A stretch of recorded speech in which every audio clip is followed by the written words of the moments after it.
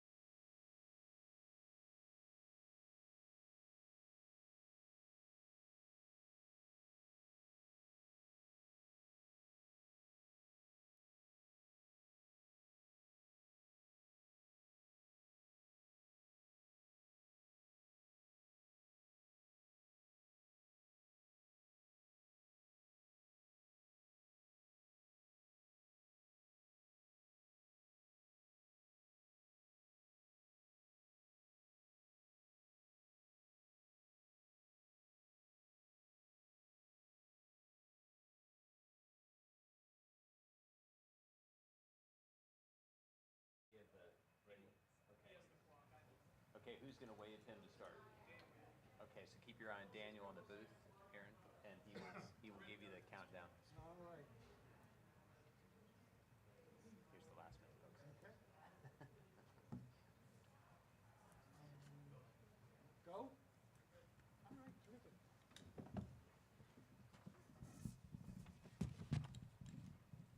Welcome, everybody. My name is Aaron Ahuvia, and I'd like to welcome you all to this Braver Angels event on immigration, one of certainly the most charged issues of our time. And we have brought together a panel with 4 really distinguished experts, 2 representing a more immigration limitation point of view and 2 a more pro-immigration point of view. And we're going to get to the panel in just a moment. But first, I want to tell you a little bit about Braver Angels, and then a little bit about how everything is going to flow, what the program's going to be tonight. So,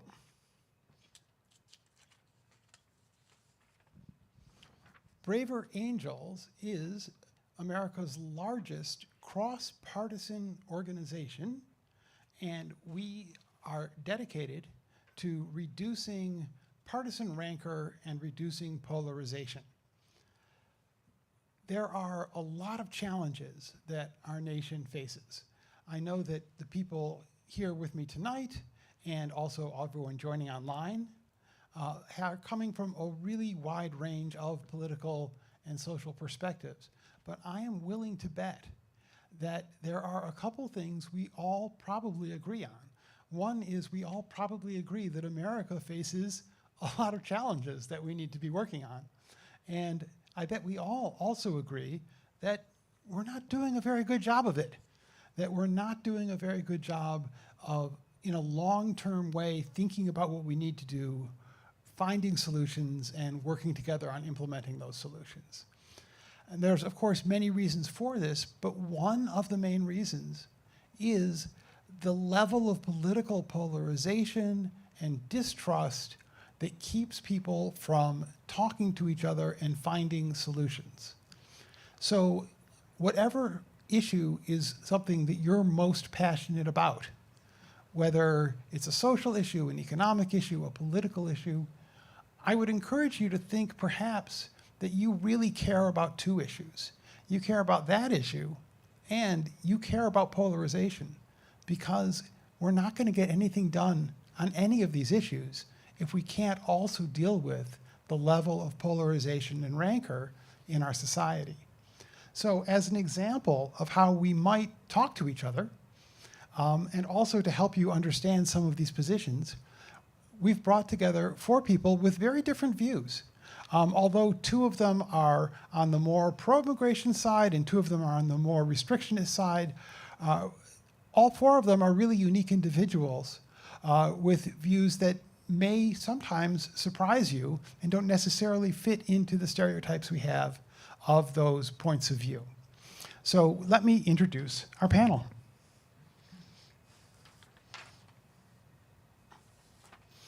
On my left is Rachel Hood. Rachel is recently retired from public office. She's a former state representative of Michigan's 81st State House seat, serving the wonderful city of Grand Rapids and its northeast suburbs. She did this for 3 terms. She served as chairwoman of the Michigan House Appropriations Subcommittee on the Environment, Great Lakes, and Energy.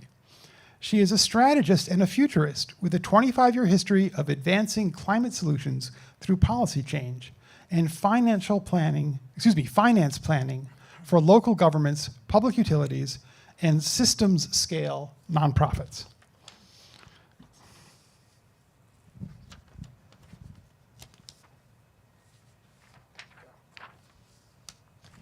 Next to her is Jim Robb.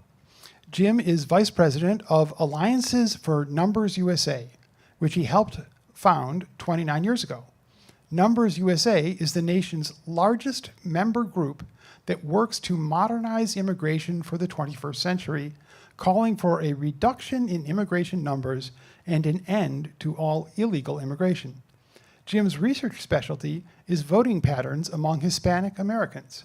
In 2022, he wrote a book on the subject called Political Migrants, Hispanic Voters on the Move. He lives with his wife in Falls Church, Virginia, a suburb of Washington. To his left is Ann Lynn. Ann is an associate professor of public policy at the Gerald R. Ford School of Public Policy at the University of Michigan in Ann Arbor. She's written books about prison rehabilitation programs, racial disparities in poverty rates, and the Arab American communities of Metro Detroit. And last but certainly not least, Stephen Barrows. Stephen is Chief Operating Officer right here at the Acton Institute. He is a retired Air Force officer and an economist by academic background. Stephen has previously held positions as an economics professor, college provost, and faculty mentor at the National Military Academy of Afghanistan. And I would also personally like to give Steve a thank you for all of the work he did in helping organize this event. I'm Aaron Ahuvia. I'm a professor of marketing at the University of Michigan, Dearborn. I'm going to be the moderator for tonight's event. And here is the basic program we are going to follow. To begin with, each person on the panel is going to talk a little bit about themselves. And this is going to go on perhaps a little bit longer than you might expect. It's more than an introduction. What you may have noticed is that people hold political positions, they hold views on these issues, and often they come to believe the experts or the numbers that are consistent with the issues or the positions they find emotionally and personally plausible and that feel right to them. And so before we get into people's sort of formal positions and formal arguments, I think it's really useful to understand a little bit about their personal history and why it is that they find themselves on the side of the issue that they do, and how this evolved for them and how it connects to them personally. So we're going to spend a few minutes for each person to have a discussion of this. Then each person's going to go through, and they're each going to have 4 minutes to make a point, something that they would like you to come away from here understanding. When this is done, we're going to give them a chance to respond to each other a little bit, and then we're going to have Q&A from the audience. Now, the way the Q&A is going to work, if you look on your program, On the back of your program are instructions for writing in questions. So you can write in questions any point along in this event. And that is true for people who are here, and that is also true for people who are watching this on the web. We're going to collect the questions as they come in. The organizers of the event are going to sort through them, and they're going to pick out questions that they think are particularly representative or impactful, and they're going to send those up to me electronically, and I will then read the questions to the panelists. We probably don't have time for every panelist to answer every question, so if you want to specify that the question is for a certain person or for someone representing a certain position, you might do that, and that could possibly be helpful. Well, with no further ado, let's get started. Rachel Hood, the floor is yours. Thank you. Hello, everyone. As mentioned, my name is Rachel Hood. I am recently retired. I've just left public office in Grand Rapids, but I grew up in the Metro Detroit area in Royal Oak, if any of you are also transplants from Southeast Michigan. We can connect later. I grew up in the Congregational Christian Church, and that experience heavily informed my viewshed of immigration and multicultural communities. My church was very involved in the national group that had a very strong chapter in Detroit, the Interfaith Council of Christians and Jews.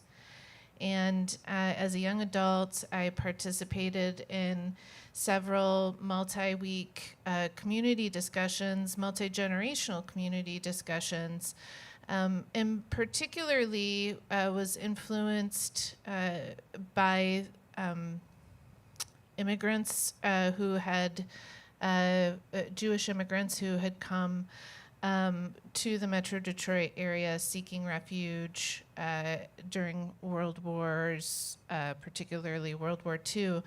And at the time, the Jewish Cultural Center in Farmington was being heavily invested in, and there was a lot of community engagement around understanding the stories of this immigrant population. But I was certainly aware as a young person that my own family had immigration stories, that I was in a very diverse community, surrounded by rapidly changing immigration patterns. The Middle Eastern community was rapidly growing as I was a young person coming of age in Detroit, and rapidly changing just the way communities looked, and reinvesting in spaces that my family had once loved and had decided to abandon. I went to school at Michigan State University to study social policy at James Madison College, the Honors College for Policy at MSU. And there spent a lot of time looking at 20th century immigration policy and how it shaped social class and identity in the United States. And then before joining the legislature, I worked as an advocate in environmental protection and advocacy work. I was in West Michigan, rapidly learning about issues related to the loss of farmland and the pressure on our unique and uniquely diverse agricultural crops that form a significant portion of our economy in West Michigan and in the state of Michigan. And then also looking at climate conflict and how it was changing immigration to the United States and to Michigan.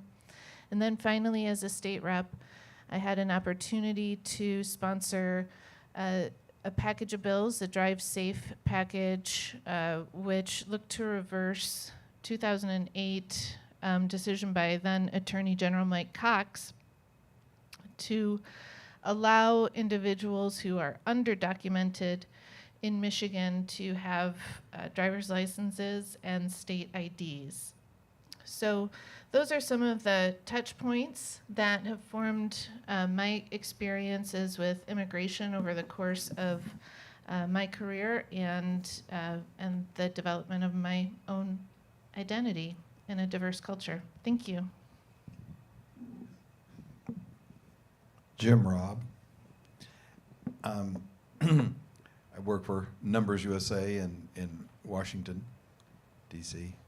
But my interest in immigration comes out of my home background. My father was a Methodist minister, a clergyman, and I grew up in the 1960s in West Texas.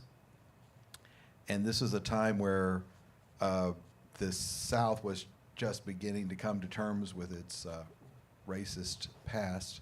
Now, West Texas, for those of you who know Texas, West Texas actually was not slave country. It was not settled by Europeans until after the Civil War due to a little group called the Comanche Indians. And so there were no Hispanics there, and there were no Europeans there. There were Comanche Indians. But so it was settled after the war. My family was out there. So, but my family, my father and mother both came from extreme East Texas, where they did have a big black community from slavery days, and there was a lot of residual racism. And my family, because the church, I believe, Christian commitment, were I would have to say liberal on race in that term. They're very down on racism, and we always were carefully to teach us children not to have those attitudes or but it was let's roll the tape forward. So I always had a very strong sense of obligation to right the wrongs of slavery, because I don't think you can undo in 40 years what took 400 years to do. And so let's go to just maybe 15, 20 years ago. I was doing my ancestry on Ancestry.com, and I found I found out something really disturbing. And after I found this out, I went with my wife to a church retreat at my church in Washington, D.C. metro area, and the bishop of the church of the diocese was at my table. I said, "Oh, Bishop, I found out the most terrible thing." I said, my people are all poor Scottish dirt farmers. I thought we were too poor to be mixed up in slavery, literally. But not so. One of them wasn't. I found out, 1 minute. One of them had 11 slaves until the Civil War. I saw him in the census. And I was researching this guy.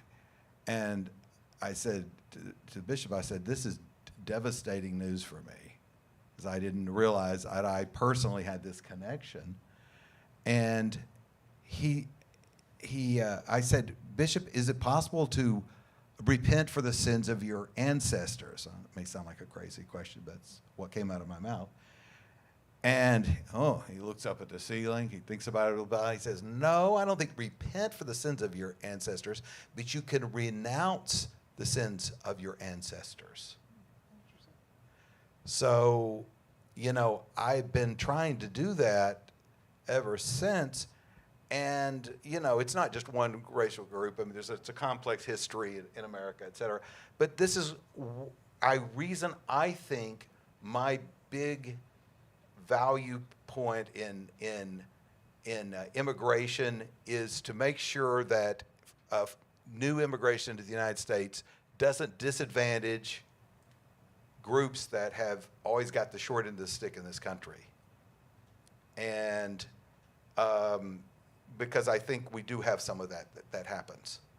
And so a lot of us at Numbers USA, that's part of our real motivation, and it's complicated. There's lots of motivations, but this is something that's really heartfelt for me. I'll bring it up, I guess, a little bit more in my policy thing, and I'm out of time, way out of time. Thanks, Jim. My name is Ann Lynn, and I'm really glad to be with you today. I thought I would tell you my immigration story because almost every category that we have in the U.S. immigration law, there's someone from my family who fits into it. So I am not an immigrant. I was born in Philadelphia, and I've lived in the U.S. with, apart from some international travel, all of my life. My parents, however, came to the U.S. as students. And then after receiving their Ph.D s, they were able to get jobs, my father with DuPont, my mother with the U.S. Navy. After she worked for the U.S. Navy for a couple of years, the Navy said, we want to keep you around, and they sponsored her for a green card for permanent residence in the U.S. And I'm sure, as you know, permanent residence is also the path through which you can become an American citizen. My mother then sponsored my father as the spouse of somebody who's getting a green card. He had the ability to apply and receive a green card as well. I have two younger brothers, both of whom, like me, are natural-born citizens of the U.S. They're pretty annoying, my brothers, but they did one really great thing for me, which is that they gave me two marvelous sisters-in-law. One of my sisters-in-law is a boat person. She's Vietnamese. When she was 10, her family got on a rickety tin boat, pushed off in secret from Vietnam, ended up on the Malaysian beach, and lived on the beach for over a year before President Gerald Ford signed a law that made it possible for her and people like her to come to the U.S. as refugees. My other sister-in-law is British, Scotch-Irish background, but a Brit, English for centuries. She and my brother met when he was studying abroad at her university in England. She came to the U.S. on a spousal visa, but because my brother at the time was first in college and then in law school, he didn't have the income to guarantee her. So I became her income guarantor for her visa. After she came to the U.S., she sponsored her parents to come as well. Many of you will know of this as chain migration. You bring one person in and somehow they bring all these other people in. My sister-in-law's parents were retired from their jobs in Great Britain. They never worked in the U.S., so of course they have no way to receive Social Security. They're not eligible for Social Security. They're not eligible for Medicaid. They live in the U.S. On their British pensions, and they pay through the nose for very expensive health care. But they are net gainers to our society because they are spending money and helping the economy over here. I'm just going to close with one more thought, which is, remember that I said that my brothers and I are all natural-born citizens of the U.S. My youngest brother was actually born in the year where my parents brought us to Taiwan for the year. But he is a natural-born citizen because my parents, at the time he was born, were both already U.S. citizens. My middle brother is a U.S. citizen. But when he was born, my parents were in the permanent resident line already.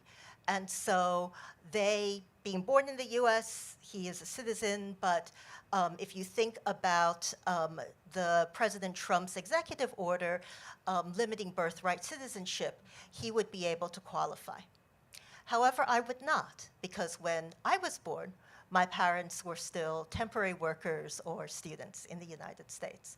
And so 3 of us lived our whole lives in the US, but would be in very different places with a very different legal status if this executive order had been in force when I was born. Thank you. Thank you, Anne. Again, my name is Stephen Barrows, and we're so glad you could join this Braver Angels event here at the Acton Institute. So my perspective on immigration is that a person has a conditional right to migrate, rooted in their right to life. For each person is created in God's image and likeness and possesses an inherent dignity.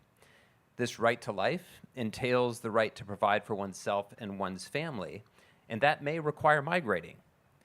So the right to migrate is conditional because nation states have a corresponding duty to enforce the rule of law and regulate migration based on the circumstances of each migrant and that of the home and host countries.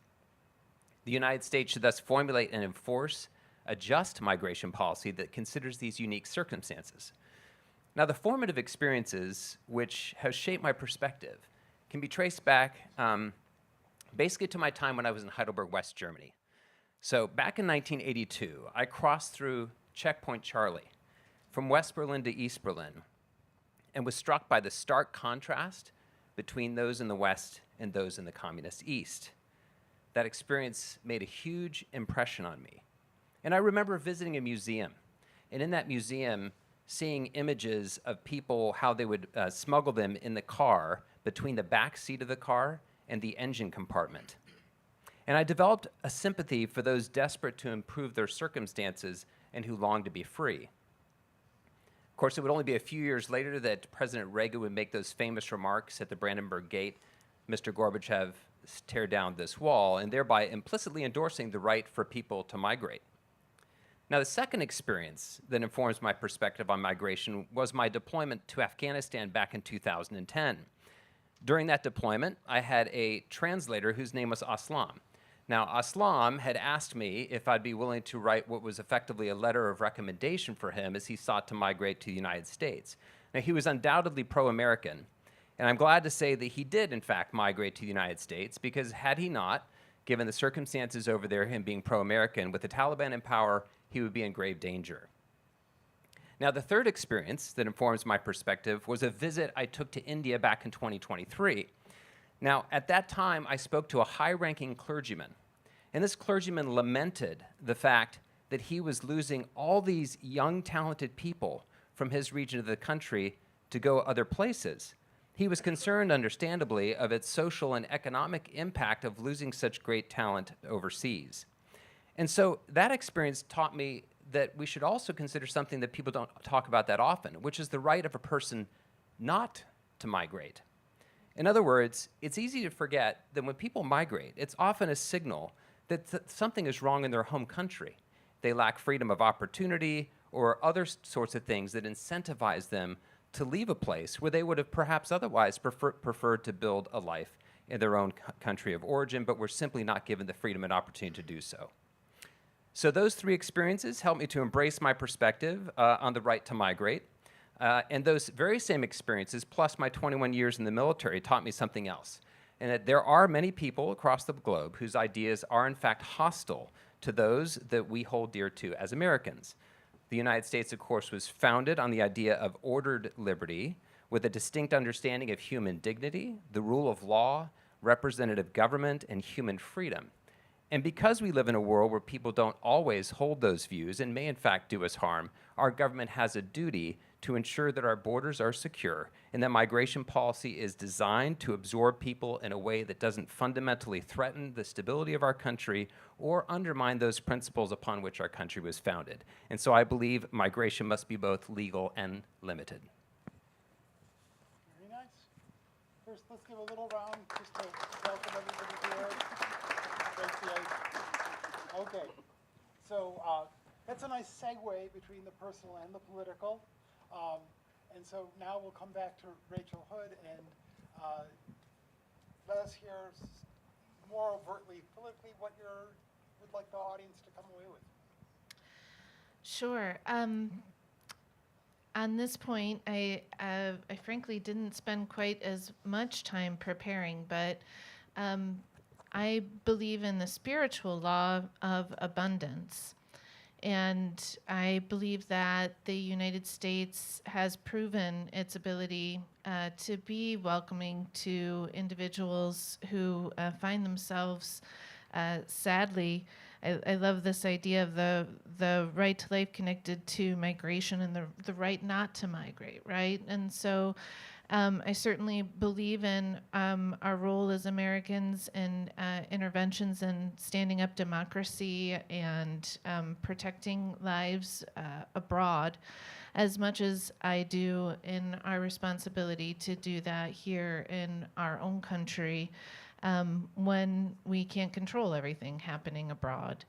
And throughout history, throughout this country's history, I have been taught that we have taken great pride in recognizing the abundance and the wealth of opportunities that define the United States of America and our shared values around upward mobility and quality of life, quality and meaningful jobs and employment for people.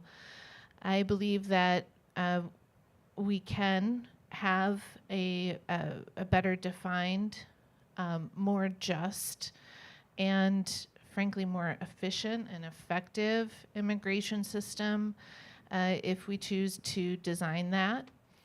I believe that this is a mix of policy decisions and administrative might that have to be highly coordinated across the nation and within each of our states. And increasingly, I believe that,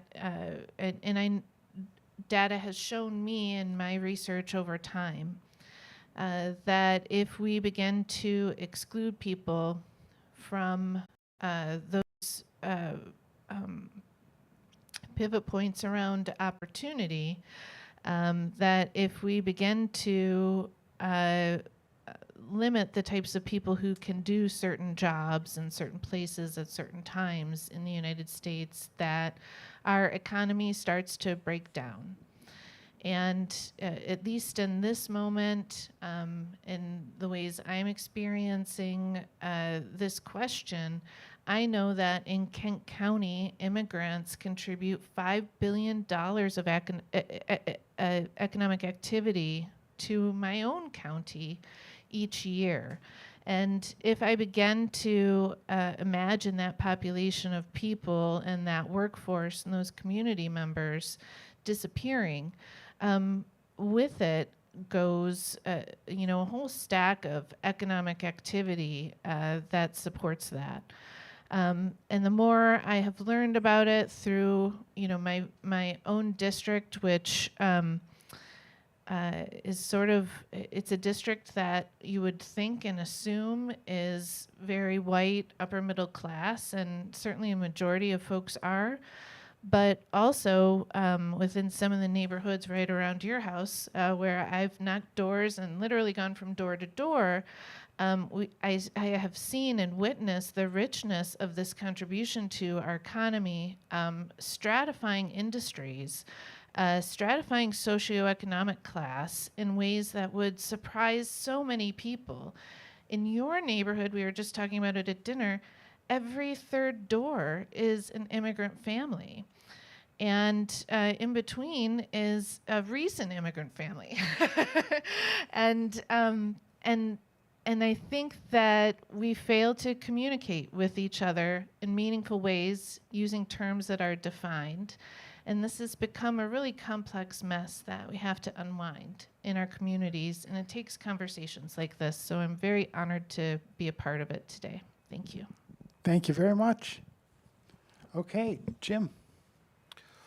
Well, I'm going to call for a little bit less legal immigration into the United States.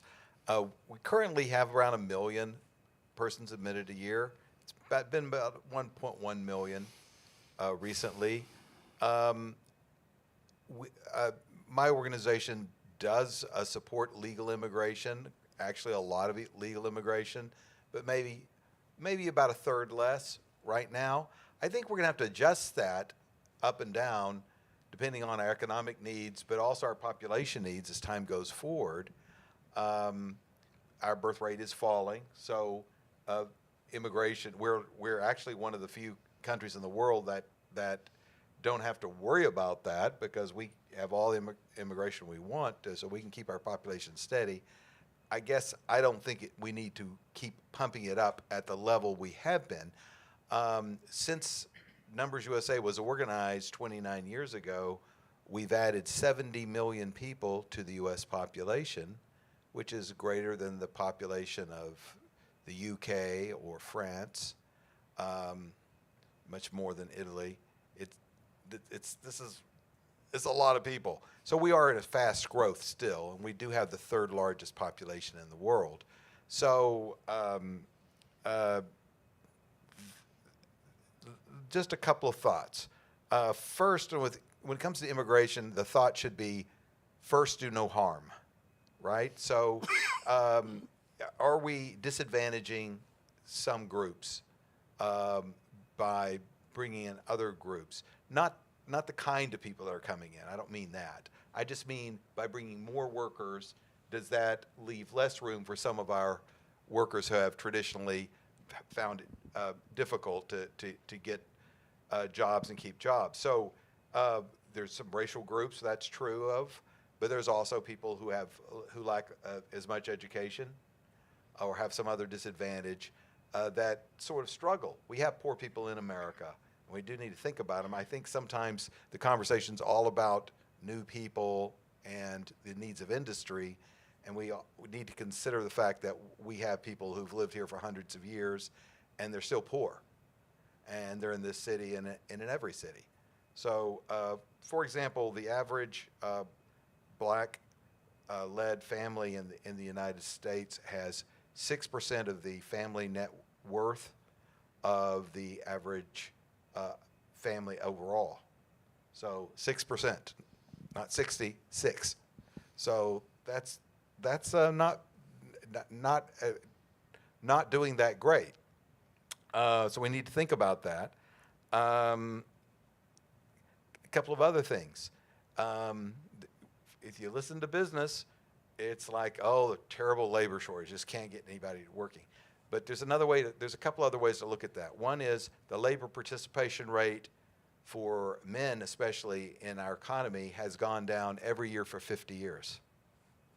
And so it's down about, for white men, it's down to about 81, 82%. No, that's actually for people with high school education.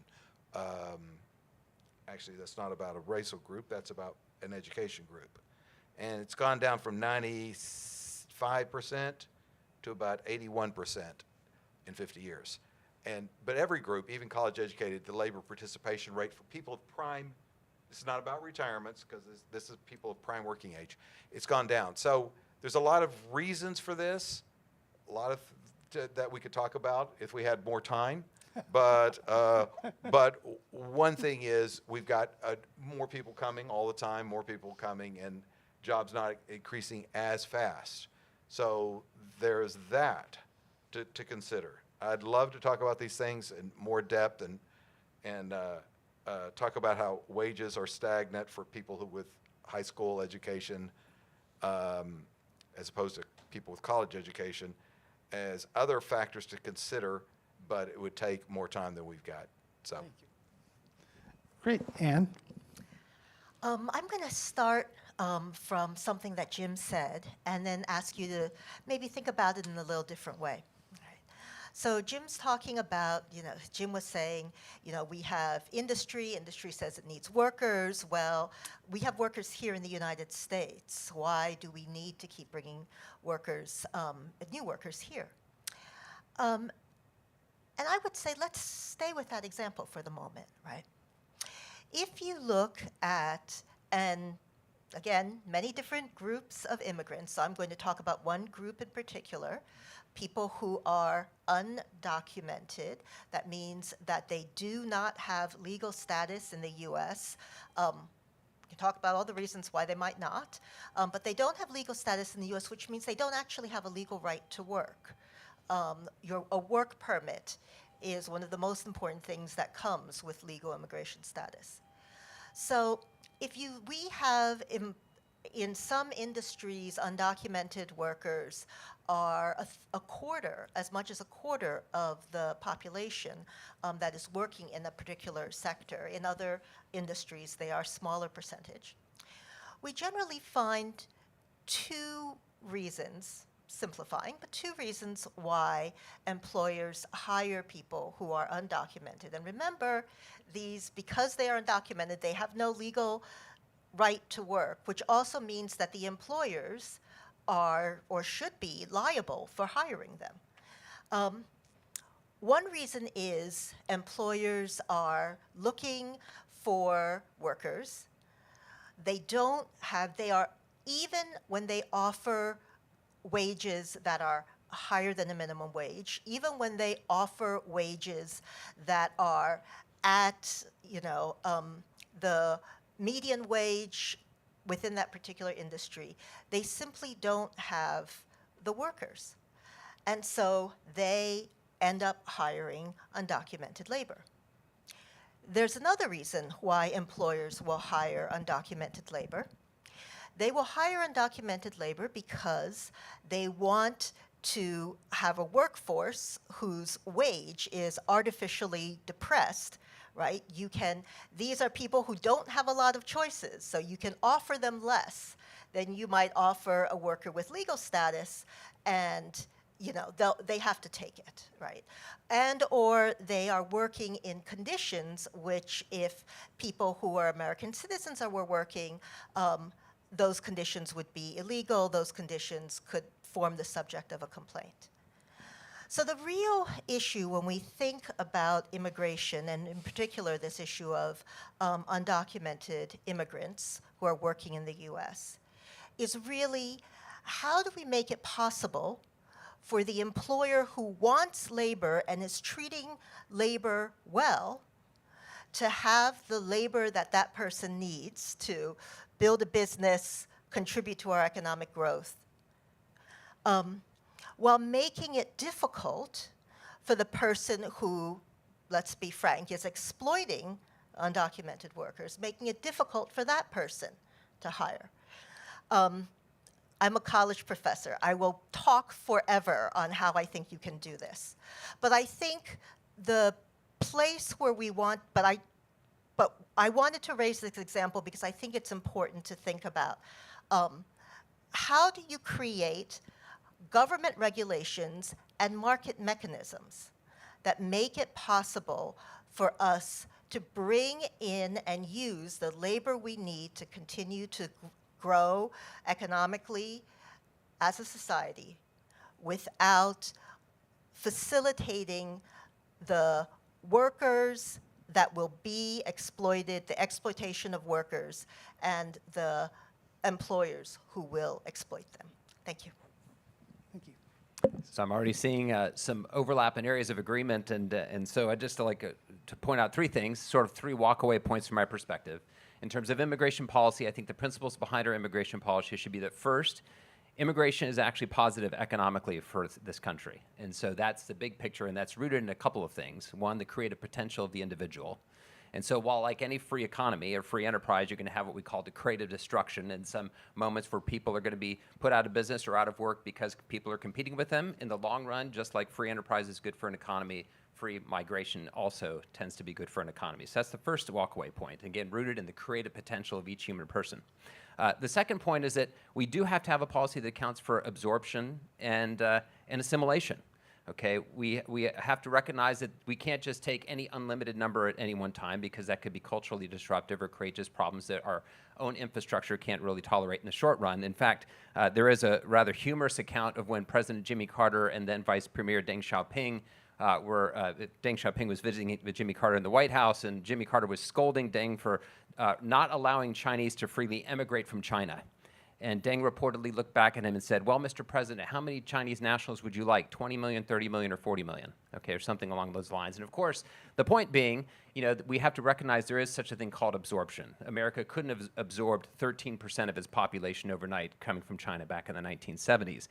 And then the third walkaway point that I would encourage us to think about is that we do have to secure the border, right? If a nation state is going to have any meaning, we all have to come when we fly in from overseas. We have to present documents to come back into the country. Anytime I go to another country, I have to present documents. If we don't have a system in place where people can easily, or at least with some difficulty, circumvent our borders, then you're going to have some problems. Because I think that in the end, it's not just about us and protecting us from people who might otherwise do us harm. It's also about protecting the migrants themselves. And so I just have a few statistics along these lines. The U.S. Border Patrol apprehended 152,000 unaccompanied children in fiscal year 2022. And some estimates suggest that 3/4 or more of those unaccompanied children were victims of human trafficking. And so immigration policy matters. It matters for the incentives that people face when they're considering coming to the United States. We have no idea how many people risk taking the journey because they might think that we have lax border control, and they end up never getting to the border, and they get shipped off to another country, and it can become victims of human trafficking. So it's not just simply about protecting our own citizens from people who might do us harm, but we also want to protect those who otherwise might be victims of people who would do ill will to them or have ill will towards them. So I'm quite pro-immigration. The limited part I think Aaron was referring to, my limitation is just make sure that we have a secure border and are consistent in enforcing our policies. Okay, thank you very much. And now we're going to go through, and I'm going to ask each person as we go down the line again, just to mention something that they agreed with and something that they disagreed with from one or more of the other panelists. And I will interject my own opinion briefly here to say that there was a lot more agreement than I anticipated coming from this group, and I'm very interested in hearing what everyone has to say. So we can begin again. Rachel.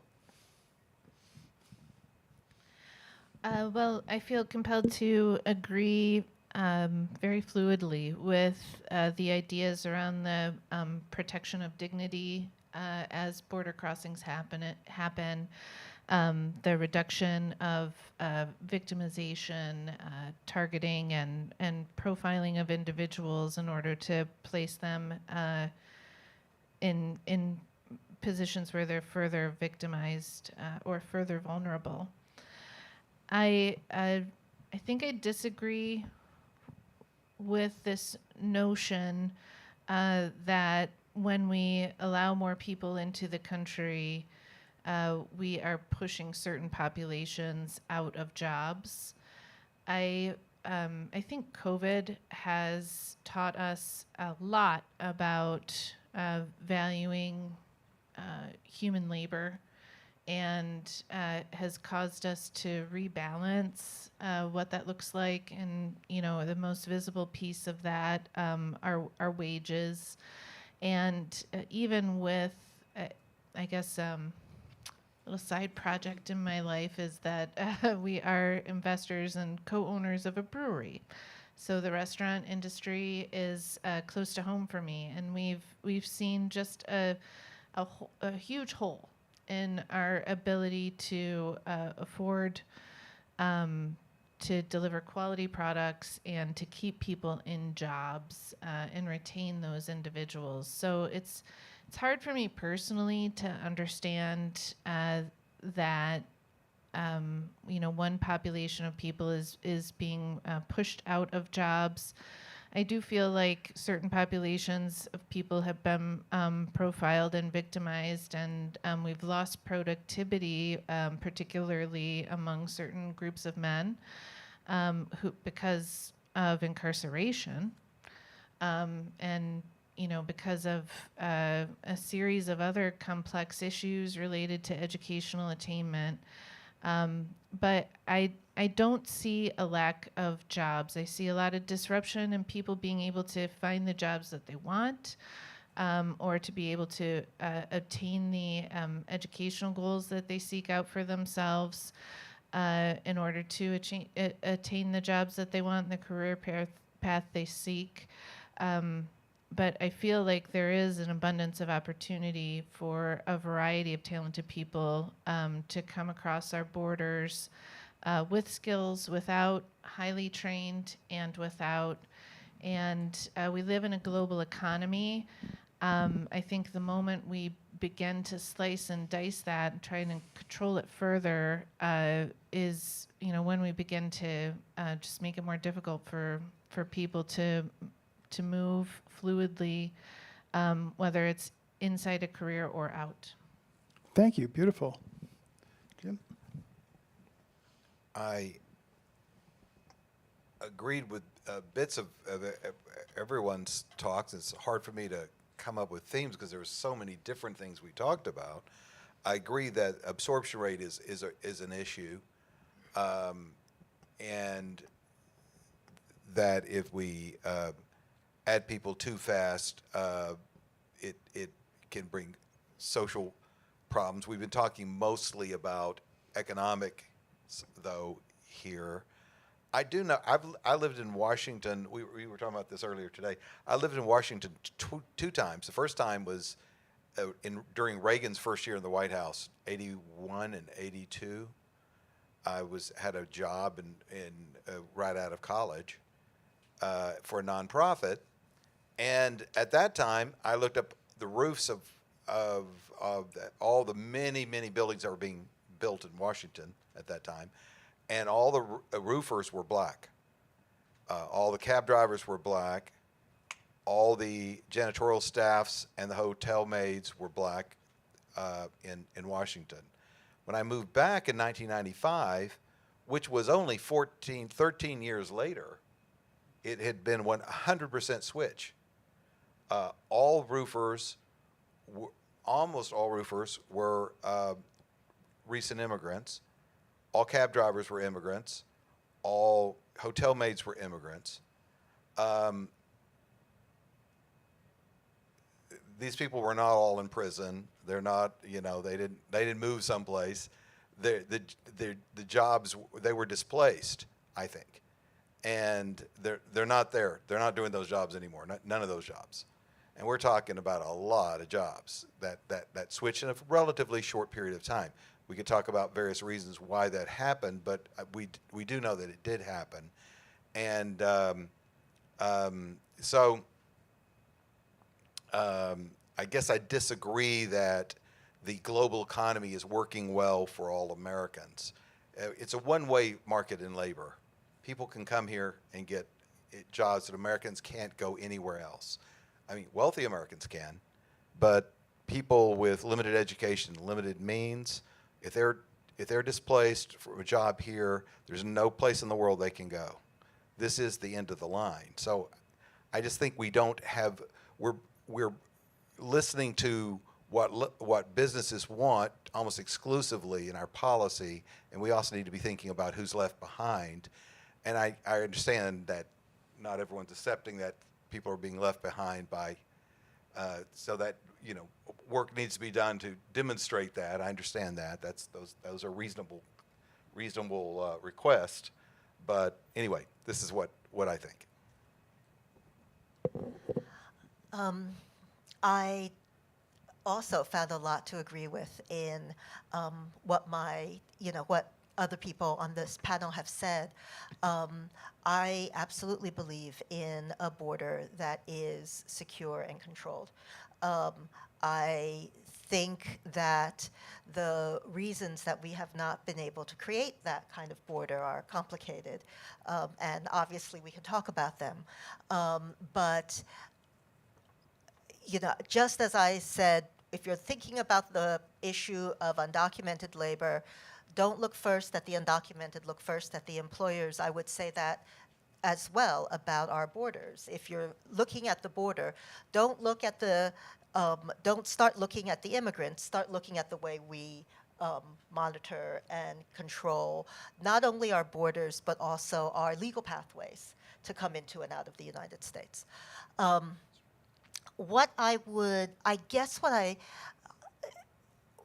really think is important, and what I think the root of the disagreement. I think Jim and I have been talking about very similar issues from a pretty different perspective, and so I guess I would say importantly that there are two things going on here.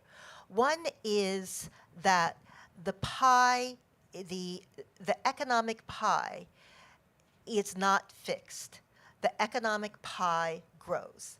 And one of the things that we see about immigration, we think that immigration is going to be a substitute. That is, immigrants are going to take jobs away from natives, or new immigrants are going to take jobs away from old immigrants.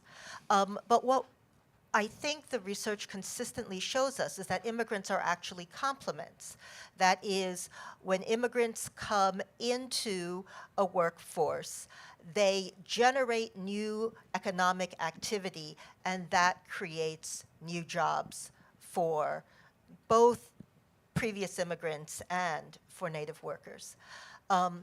So again, a lot of this is empirical. This differs from place to place. But one thing I would say about, your example is that I doubt very much that all of the African American roofers who were displaced by new immigrants were incarcerated, at home playing video games, waiting at a food pantry. I doubt very much that the African Americans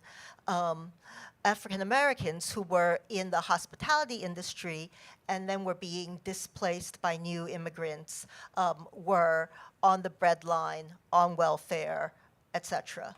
One of the things that we find in the United States is not that there's nowhere else to go. It is that there are lots of places to go within our country. And one of the things I think that we see consistently is that when people are willing to move for opportunity, there is opportunity for them to find. So I too find a lot of agreement here, and I'm going to cheat a little bit. Okay, first I want to address what Jim and Ann said. So I don't think there's any doubt that on a case-by-case basis, there are people who are going to be outcompeted for a job when an immigrant comes in and they displace them. I think you're going to see a number of those things, but I also agree, as I mentioned previously, and as Ann just mentioned, that in the long run, it is an opportunity for growth, and it's not going to be a zero-sum game. So on the micro level, yes, there are going to be those instances. On the macro level, immigration is going to be almost certainly positive in the long run. Now, here's where the cheating goes. I'm going to just address not so much what people have said, but a couple of terms that people have used, and it illustrates an important nuance, okay? Undocumented and illegal, okay? So undocumented illegal, I think it shows you how complex the topic of immigration is, and as a nuance here or a distinction, if somebody brazenly avoids the laws of this country, circumvents all, the pathways to come into this country, and then does whatever, and doesn't seek to get into the queue, as it were, I have no problem saying that person is an illegal immigrant, okay? That may offend people, but I think that's an accurate term. They've immigrated illegally into the country. A person who's come in here legally, and then they are up for renewal of some sort, okay? And they've done everything they can do, and some bureaucratic step is screwed up, or something's delayed, and it's not their fault, do we want to slap the label illegal immigrant on them? I don't think so. So I think that those are some of the distinctions and nuances that make this whole discussion very complex, and we can sort of polarize one another by using certain terms in certain contexts where they don't really apply. And by the way, a great example of that nuance is what Ann had informed us about her siblings, right? Under one set of scenarios, a person would have applied as a native born, right? And in another scenario, it wouldn't have applied. So I think, in a short panel, we can't get into those details, but it just, I think, illustrates how complex the topic is and how all the more it is important for us to discuss these things in a civil way. All right. Well, first, we're going to get to questions in a moment, but let's give everyone a quick round of applause. Once again, if you'd like to ask a question, you can send it in. The instructions are on the back of your program, and then it'll get magically transported up to me, and I'll be able to read it to our panel. We're going to start with this one that was sent in, which I'll give my own little preface to the question that was sent in by a participant here. And I was so glad to see this question show up because it's something that I really wanted to ask myself. We've spent a lot of time here talking about economics, about do immigrants take other jobs, and what happens? Are they good for the economy or bad for the economy? I'm a business school professor. That all rings important to me. My personal hunch is that most people do not come to the views they have about immigration because they have economic policy objectives. My personal hunch is that a lot of people who are immigration restrictionists have a certain view of their own life in America and the kind of community that they're comfortable with and familiar with, and that's okay, right? That when people live in a neighborhood and you have, say, people living in a lower class neighborhood and all of a sudden there's gentrification and the rich people come in, right?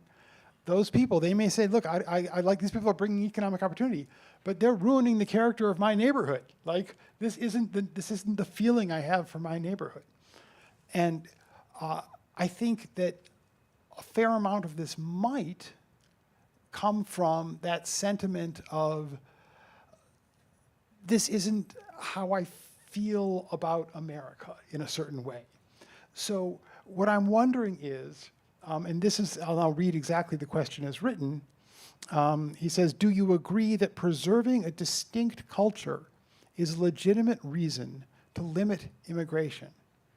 And I would like to hear if everyone could briefly respond. First, do you think my analysis is right? Do you think I'm just projecting? That's a perfectly legitimate answer to me. And this other point of view. And do you think this is a legitimate reason to limit immigration?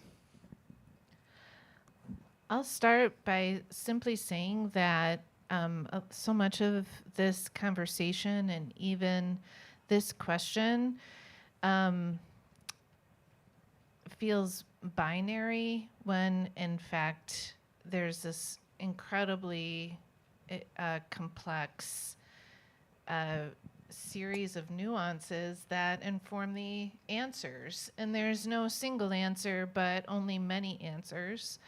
And to then, more specifically deal with the question, can you just repeat it for us again? Because there was quickly. I went, yes. Yeah. Do you agree that preserving a distinct culture is a legitimate reason to limit immigration?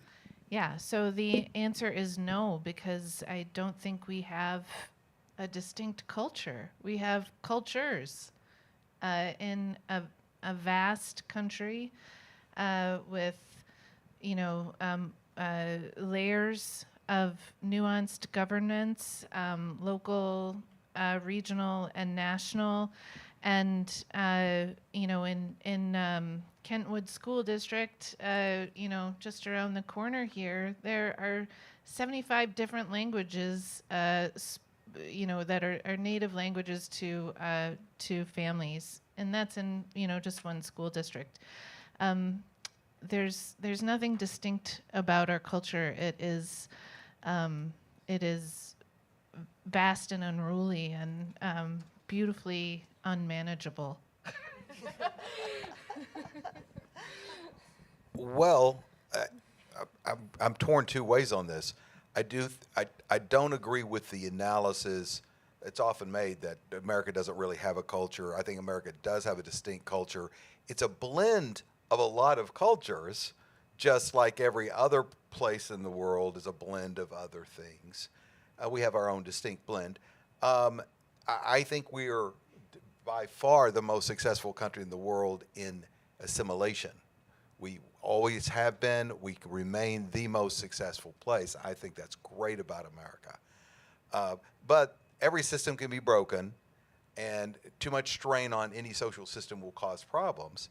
I don't think, pushing back, Aaron, I don't think that the desire to not change or to preserve the way things used to be is a big motivation. At least it's not a people I run around with.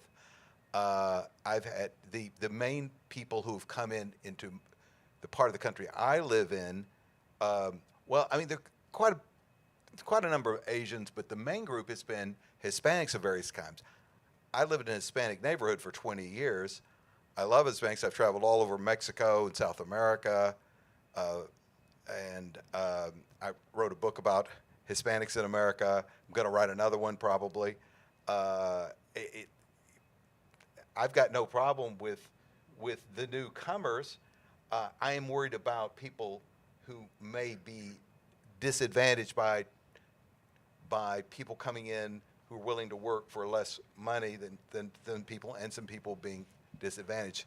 We have to. America likes new things. America has no problems with Hispanics for certain. America is like, people are begging to have more people to come and work in jobs. That isn't the issue. The issue is, are some people being left behind by it? And I think it's an open question. There's a ton of nuance. I agree with that. And we do have a very complex and multifaceted culture. I certainly agree with that. This is a big, big subject, right? We could talk about this a long time. I worked with Arab American communities in the Metro Detroit area for over 10 years. And I had a standard interview that I would do with people, and one of the questions I would ask them is, what do you think about freedom in America? And overwhelmingly, the most common answer I got, and these are people, not people who migrated, their grandparents or parents migrated, these are people who migrated themselves. They would say, oh, there's too much freedom in America. Look at these people, look at the way they dress, look at how they don't respect the parents, they stay out, all night. And, it's one of and you think, wow, that is not the answer that I expected. The reason I tell this story is because I think, the U.S., I actually also agree. I think the U.S. has a distinctive culture. I think that culture is flavored, let's say, by people's ethnic backgrounds, people's religious backgrounds, people's class backgrounds. But I think the core of the American character is its inclusiveness.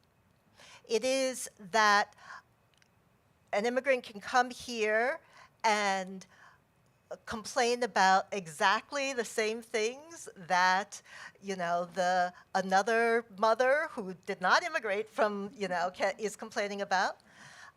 It is that people from wherever they come can feed into an understanding of respect for a government that we create, and then also a little frustration that the government might be, paying a little too much attention to us, controlling us a little too much. I think that it is, America has a character, America has a set of ideals, America has a culture that is incredibly important for us to keep. But I also think we are not in danger of losing it. It is a culture that is, distinctively attractive, and why many people want to come here is because of that. So we're rapidly getting outside my area of expertise, but I'll just offer a few thoughts on this. I think in many ways this is a similar question or topic, as I mentioned earlier, to assimilation. So assimilation and absorption. And so I think that we do need to think about the rate at which people come into this country, and I don't have an answer to what that rate would be, but I think it does matter. I think by way of analogy, I'm Catholic by background, by belief, and there's this concept called enculturation, where, of course, the Catholic Church covers the whole world, and it covers innumerable cultures across that world, and yet everybody's Catholic. And so, as Anne mentioned, I think there's a set of ideas, a set of ways of thinking that people should come to this country embracing, as I mentioned earlier, the rule of law, adherence to the Constitution, freedom, human dignity, and so forth. And so, insofar as cultures inform and align and can be cohere with the U.S., I think it's great. It's beautiful. If you have cultures that are distinctively opposed to those concepts that really define America, then I think you'd have a problem, and you need to be careful about that. Great, thank you. I'm going to combine two questions. So one question is, what do you mean by an illegal immigrant, or what would constitute an illegal entry or illegal immigrant to you? And the second question was, what should be done with people who enter the country illegally? So I'm going to package those together. And because there are, you've talked about this, Rachel, nuances in your mind about what exactly illegal immigrant means and what the different SAs are. So maybe you could address a little bit quickly what some of those different statuses are and what you think the appropriate response to those different statuses are.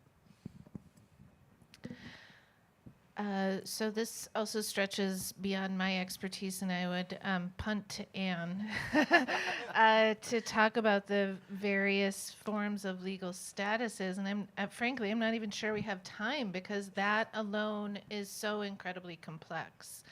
But to me, if I fundamentally reject the term illegal for any child.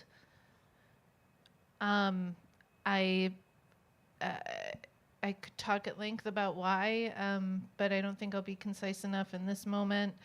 I think, adults have a responsibility to protect children in the best and highest way that we can, given whatever circumstances that they are in.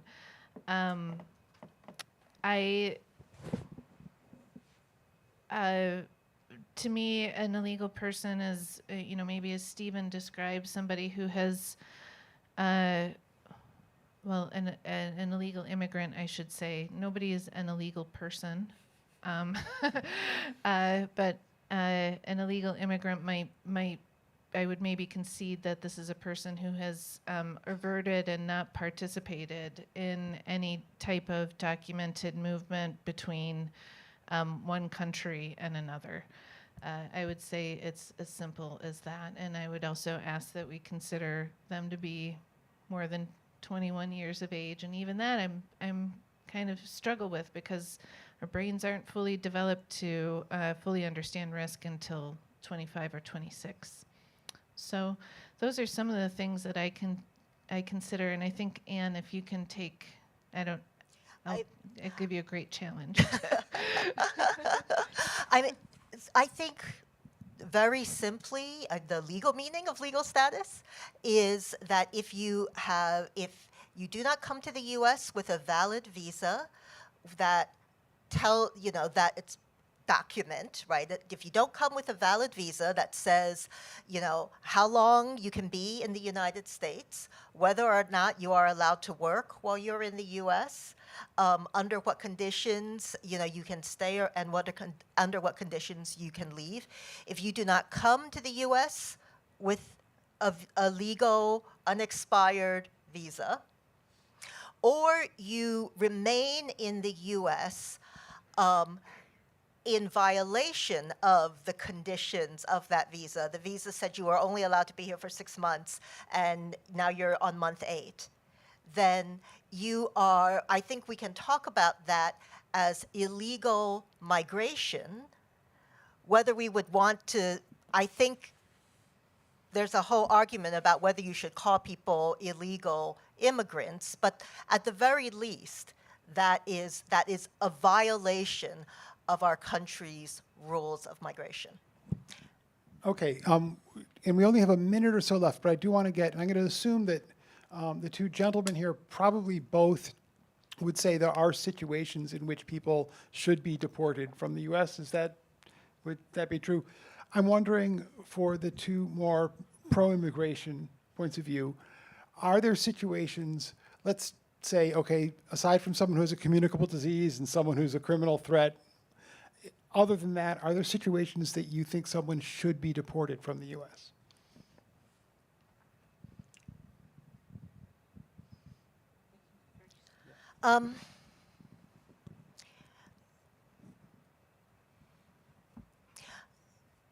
Let me put it this way.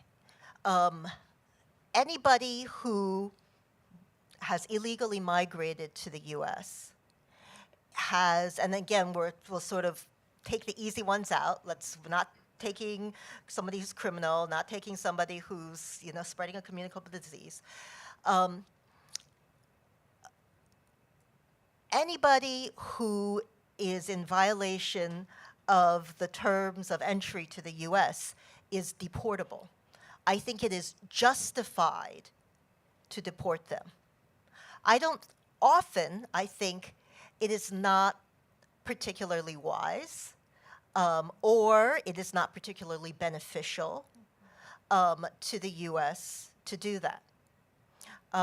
And so if you're asking me, should, or but I actually think this is important, right? The law is a law. The law has a meaning. If you don't follow the meaning of the law, why bother to have a law, right? So I think that's pretty clear. So they are deportable. Is that the right policy answer? I think depends on a bunch of other stuff. Mike Pence, Vice President Pence, when he was still a representative, and we were going through one of our, usual inability to pass comprehensive immigration reform, came up with this idea of a touchback. He said, everybody who has come to the U.S. or is in the U.S. without a valid visa should leave. But then if they have these conditions, under these circumstances, they should be able to come back. So it was called a touchback policy.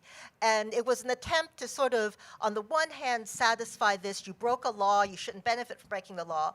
And on the other hand, recognizing that there may be lots of good reasons why for the US as well as for that person that leaving the US, being prevented from coming to the US isn't the best idea.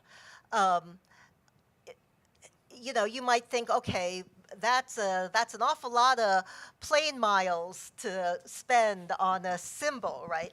But that's what I mean. I think we can think about reasons why deportation is not always the right answer. So I have on my heart and mind a refugee, a person seeking refugee status. Mm-hmm. This is a space where a lot of gray area exists among what's illegal and what's legal. And a lot of, as I learned more about these issues, and again, in my own district, my understanding of, what it means to be on refugee status or what it means to be on an expired visa really expanded.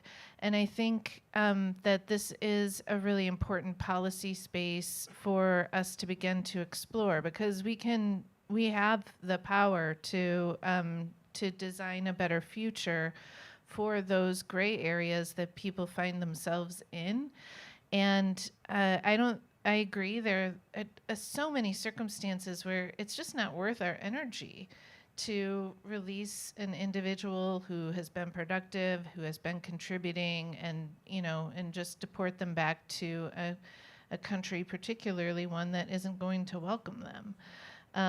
But there ought to be, and I would love to see, clearer spaces for people to identify themselves as lost in the system, and to be able to perhaps call for help without without fear of the system itself.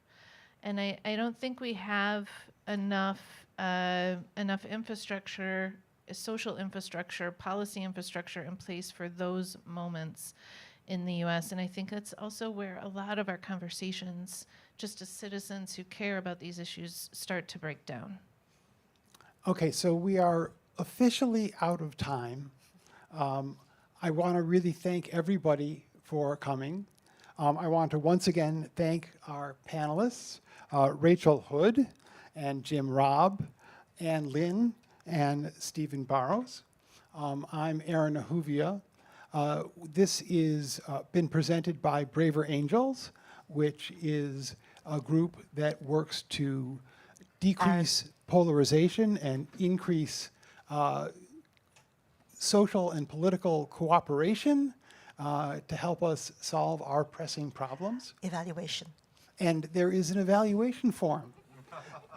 Thank you so much. I was desperate. I'm like, what is it I'm trying to remember? Thank you. There is an evaluation form. And it would really be a great favor to us all if you would fill out the evaluation form on your way over to the refreshments that we have for those lucky enough to be here in person. And we can continue our conversations there. Thank you all so much for coming tonight.